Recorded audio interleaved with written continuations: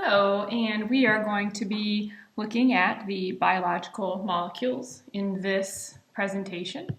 The biological macromolecules include four major classes. We have the carbohydrates, lipids, proteins, and nucleic acids. And what you'll notice as we look at these biological classes of macromolecules is that you will find over and over again those four major elements we talked about back in the chemistry chapters: the carbon, the hydrogen, the oxygen, and the nitrogen. And most notably the carbon is over and over again making up or comprising these macromolecules. So keep an eye out for that as we move through the different classes.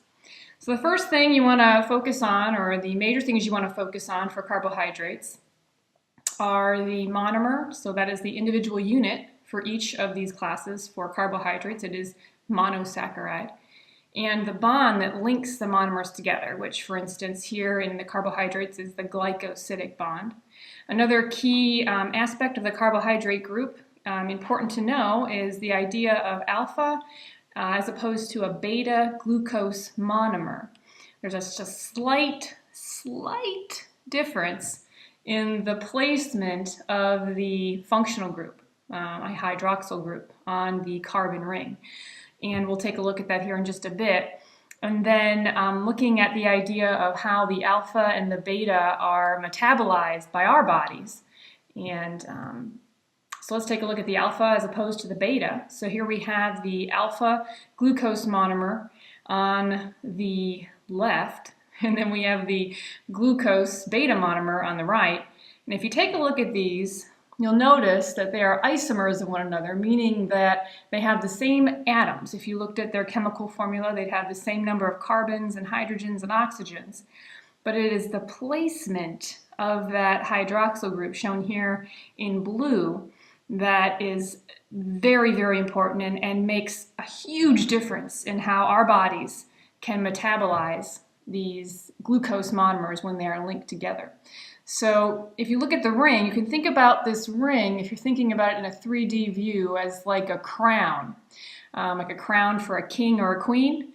And these functional groups, the hydrogens and the hydroxyl groups, are either above the ring or below the ring. And when the line is pointing down, that means that the group is below the ring. And the lines that are pointing up with the groups on the end, those would be kind of like jewels above the crown or on top of the crown. So as you can see here in the alpha glucose monomer, the hydroxyl group is below the ring, and in the beta, it's above the ring. So that's the only difference between these two. And if we look down, looking at the linkage of these monomers together into polysaccharides, many sugars, you can see that when you link alpha glucose monomers together, your body can actually break those down. You can break that glycosidic bond with the alpha monomers linked together.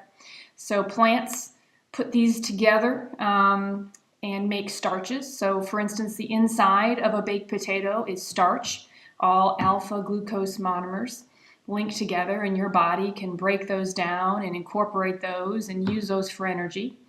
And your body takes those in after breaking them down and builds them back up in your body, in your muscles, in the form of glycogen.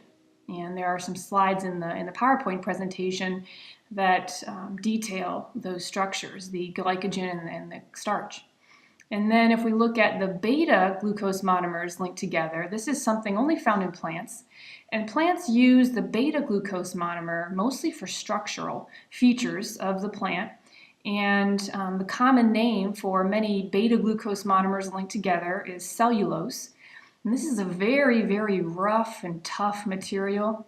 Your body does not have the enzyme in the digestive tract to break this down, to break this glycosidic linkage. So this is, for instance, going back to our potato example, would be like the outside or the skin of the baked potato. Your body cannot break that down, cannot break those beta glucose monomers.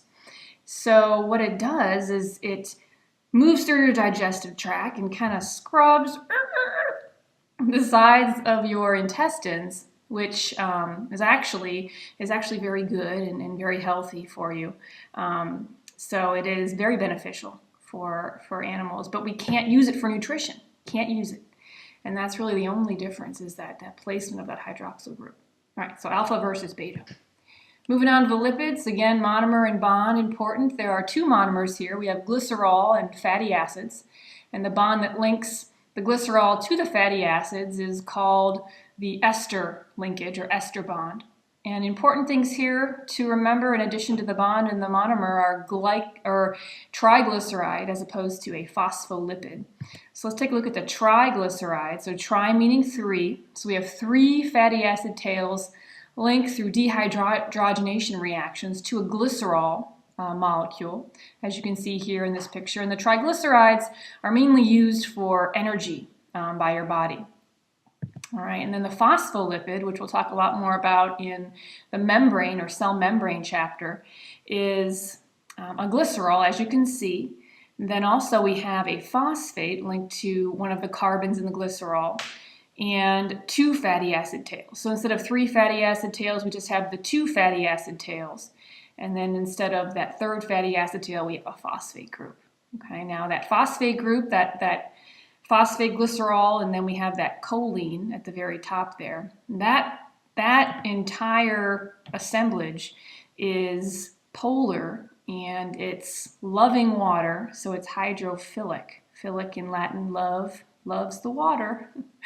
As opposed to those tails, very hydrophobic, hating the water. They're phobic of water.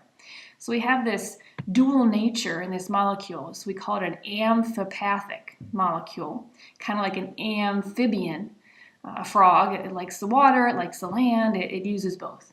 Okay, so we have this dual nature, and as a result of this dual nature, we have this situation where if you put a phospholipid or many phospholipids in water, they will spontaneously form a bilayer where they're hiding those hydrophobic tails in the center and those hydrophilic heads, being the glycerol and the phosphate and the choline. That part shown here in gray is pointing to the outside of the cell, and then there'd be another layer turned the other way, pointing to the inside of the cell. So we'll talk more about membranes